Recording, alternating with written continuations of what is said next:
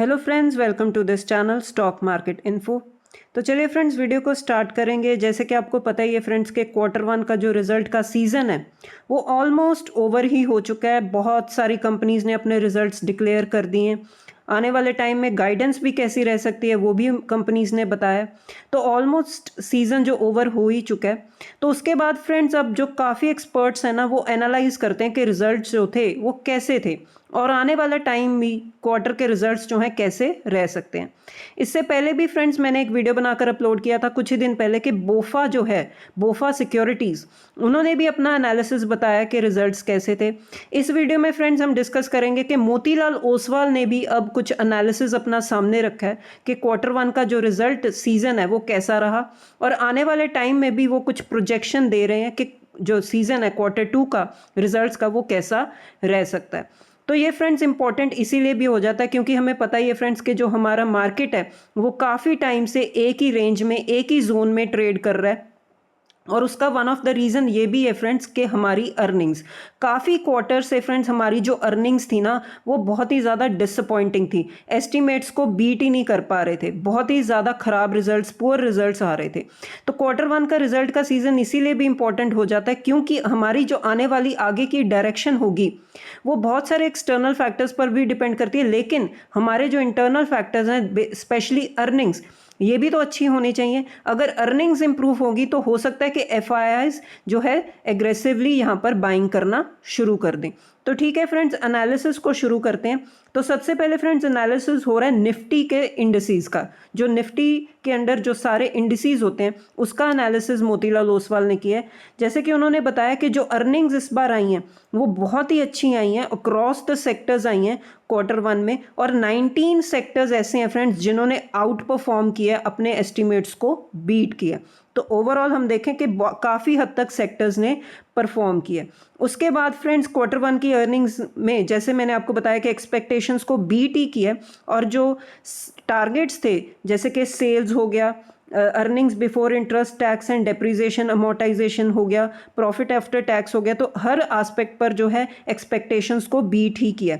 Sales में जो है 18% का टारगेट अचीव किया, एबिटा में 15% का और पैट में प्रॉफिट आफ्टर टैक्स में 22% की ग्रोथ कंपनीज ने रजिस्टर की है ईयर ऑन ईयर बेसिस। तो ईयर ऑन ईयर बेसिस का कंपैरिजन कर रहे हैं फ्रेंड्स कि बहुत ही अच्छा जो है रिजल्ट सीजन रहा है, बहुत ही अच्छे जो है कंपनीज ने रिजल्ट्स अपने डिक्लेयर किए हैं।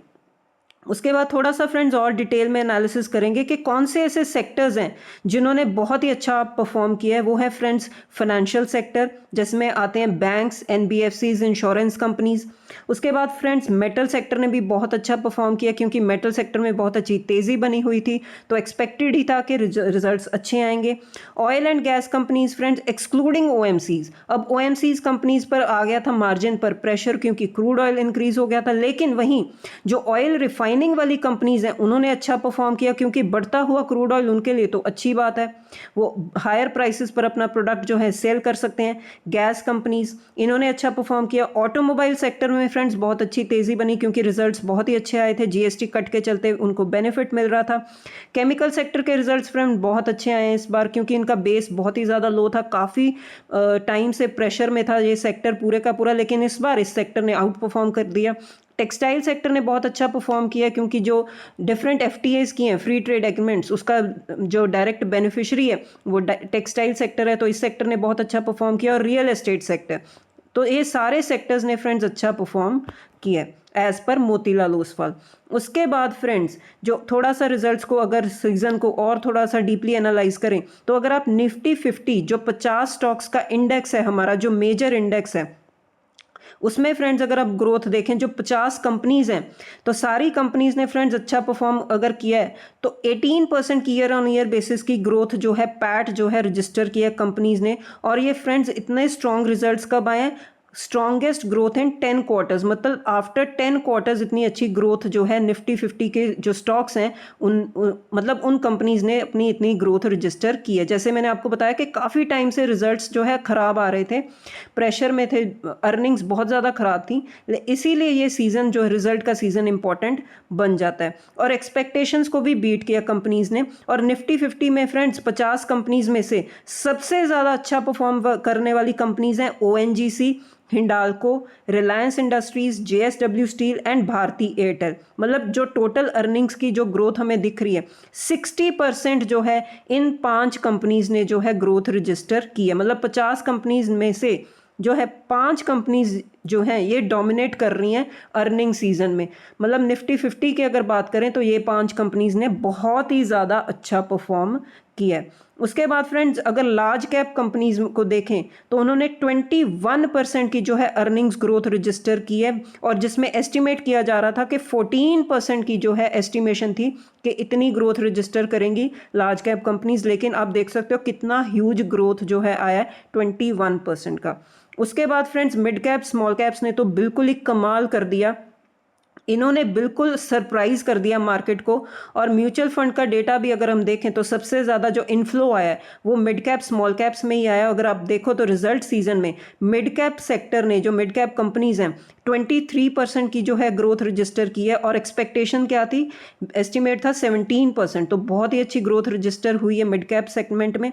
वहीं स्मॉल कैप जो कंपनीज हैं उनमें अर्निंग्स फ्रेंड्स ग्रो हुई हैं 31% की। मतलब इतनी ज़्यादा अच्छी ग्रोथ आई है, और एस्टिमेशन था 22%। मतलब हर सेगमेंट में एक ग्रोथ ही आई है। मिड कैप स्मॉल कैप ने बहुत ही अच्छा आउट परफॉर्म किया, क्योंकि बेस बहुत ही ज़्यादा फेवरेबल था, वैल्यूएशंस बहुत ही ज़्यादा कंफर्टेबल थे, और ग्रोथ जो थी इनके बैलेंस शीट्स बहुत ही ज़्यादा स्ट्रांग थी। उसके बाद फ्रेंड्स आगे आने वाले टाइम में भी ग्रोथ अच्छी ही हो सकती है।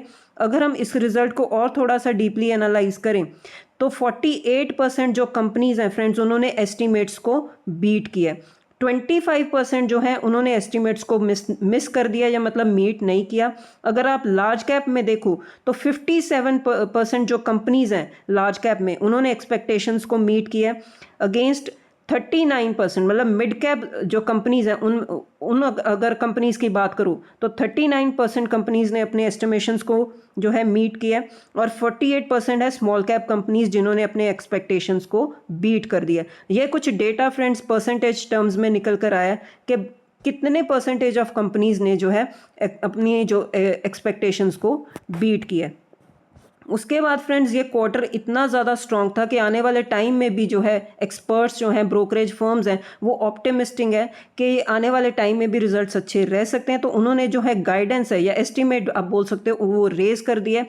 फाइनेंशियल ईयर 27 के लिए उन्होंने एस्टीमेट को रेज किया 0.6% के साथ, और फाइनेंशियल ईयर 28 भी फ्रेंड्स उससे आगे का टाइम भी वो एस्टिमेट करके चल रहे हैं कि रिजल्ट सीजन ठीक ही रह सकता है, और इन्होंने एस्टिमेट को बढ़ा दिया 0.3%। तो इसको भी आप नोट डाउन करके चल सकते हो, क्योंकि आगे आने वाले टाइम की जो ट्रैजेक्टरी है इसको भी वो फेवरेबल मानकर चल रहे हैं। उसके बाद फ्रेंड्स ये तो हो गए सारा जो रिजल्ट्स है सीजन है उसका एनालिसिस। अब जैसे कि हम डिस्कस कर रहे हैं कि ये जो सारा एनालिसिस है ये मोतीलाल ओसवाल ने किया। अब उन्होंने भी अपने पोर्टफोलियो की ना, जो उनका पोर्टफोलियो होता है, उन्होंने अपनी जो है प्रेफर्ड स्टॉक्स शेयर किए हैं। अगेन फ्रेंड्स डिस्क्लेमर है, ये कोई रिकमेंडेशन वाला वीडियो नहीं है, जस्ट हम डिस्कस कर रहे हैं कि वो किन स्टॉक्स को प्रेफर करके चल रहे हैं, क्योंकि ये भी इसी फील्ड में जो काम करते हैं, ये पोर्टफोलियो मैनेज करते हैं। तो उनके अकॉर्डिंग कौन कौन से ऐसे स्टॉक्स हैं जो अच्छा कर सकते हैं, वो हैं फ्रेंड्स टेलीकॉम सेक्टर से Bharti Airtel, ICICI bank, SBI, Titan, M&M मतलब Mahindra and Mahindra, BEL Bharat electronics, Eternal, Hindalco, Shriram finance, IndiGo जिसको हम बोलते हैं InterGlobe aviation, and Apollo hospitals. ये उनके कुछ टॉप आइडियाज़ हैं। तो ये अपने पोर्टफोलियो के कुछ स्टॉक्स उन्होंने जो है शेयर किए हैं, या आप बोल सकते हो उनके ये प्रेफर्ड स्टॉक्स हैं जिसमें हो सकता है उनकी स्टेक होल्ड किया हो। तो ये कुछ एनालिसिस है फ्रेंड्स रिजल्ट सीजन का, कि रिजल्ट सीजन कैसा रहा और आने वाले ट्रैजेक्टरी भी कैसे हो सकती है, और कौन से ऐसे सेक्टर्स हैं जिन्होंने अच्छा परफॉर्म किया, क्या परसेंटेज है, कितनी कंपनीज हैं जिन्होंने एस्टिमेट्स को मीट किया। तो ये सारा एनालिसिस फ्रेंड्स इंपॉर्टेंट है। क्यों? क्योंकि फ्रेंड्स हमें पता होना चाहिए कि अर्निंग सीजन कैसा था, उसके बाद फ्रेंड्स आगे की डायरेक्शन जो है वो डिसाइड होती है। नो डाउट फ्रेंड्स और भी बहुत सारे फैक्टर्स होते हैं जो मार्केट में चलते रहते हैं, जिसकी वजह से हम देखेंगे कि आगे की चाल कैसे होगी, लेकिन ये बहुत इंपॉर्टेंट फैक्टर होता है फ्रेंड्स, और ये प्योरली इंटरनल फैक्टर होता है। अगर हमारे रिजल्ट्स अच्छे होंगे तो कॉन्फिडेंस के साथ हम इन्वेस्ट कर सकते हैं। तो ठीक है फ्रेंड्स, वीडियो में इतना ही, अब मिलते हैं नेक्स्ट वीडियो में। Till then bye bye.